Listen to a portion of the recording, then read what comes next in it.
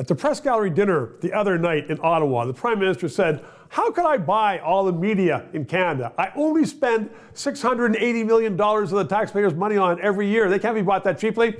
Well, we don't know about that. Here's a quote from the Toronto Star the other day. "Who should you vote for in the election? Use our tool to see which candidate is right for you." Michael Diamond is a smart political strategist. He joins me right now because, to my mind, Michael, that was just so paternalistic of the media.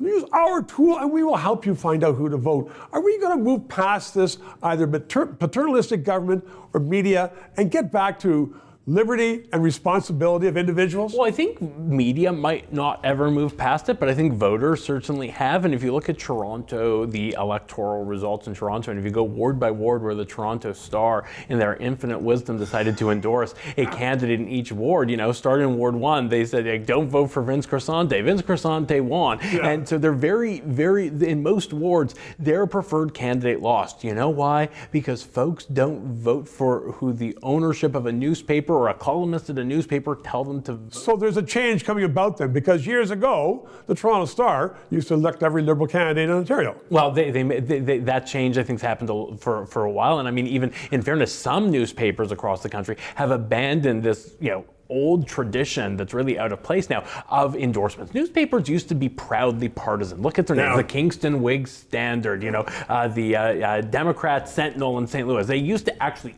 own their partisanship. Now they try and have it both ways. That they're impartial, but they're going to make endorsements which are always. Michael, then is that because people are sick of being told what to do? Are Canadians finally going to grow up and say, we don't want the government telling us what to do every minute of the day. We don't want media telling us what to do. We want a little freedom, a little responsibility, and we'll make up our own minds. Absolutely. I think people don't pick up a newspaper. Well, I mean, people don't pick up a newspaper anymore, but those who still pick up a newspaper don't do to be told what to think. They do to read what the news is. So I think these endorsements have never really mattered that much. They mattered less and less with each passing election cycle. The voter compass issue you talk about, it seemed like for multiple federal elections, conservatives would go on and click through honestly and on the CBC's version, and they'd always be told, vote for the NDP, vote for the Liberal, vote for the Green. Never were told to vote for the Conservatives. So these things are out of place. They don't really play a role in democracy, and I don't think voters ever cared that much.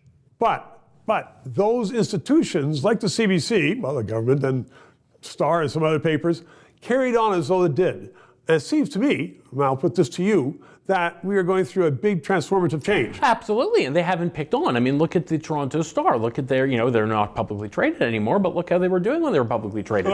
The world around them has changed, and they have refused to change because media has changed, but many players within media have not changed, and that is why they are suffering and losing money. Which is why you and I are on the 3-minute interview. Michael Diamond, always a pleasure. Thank you. 3 minutes. So in 1 year during the pandemic, CBC paid themselves $33 million in bonuses above their great salaries. We need a discussion in this country. We need analysis. If you agree with that, please help us on the air. Press PayPal and subscribe.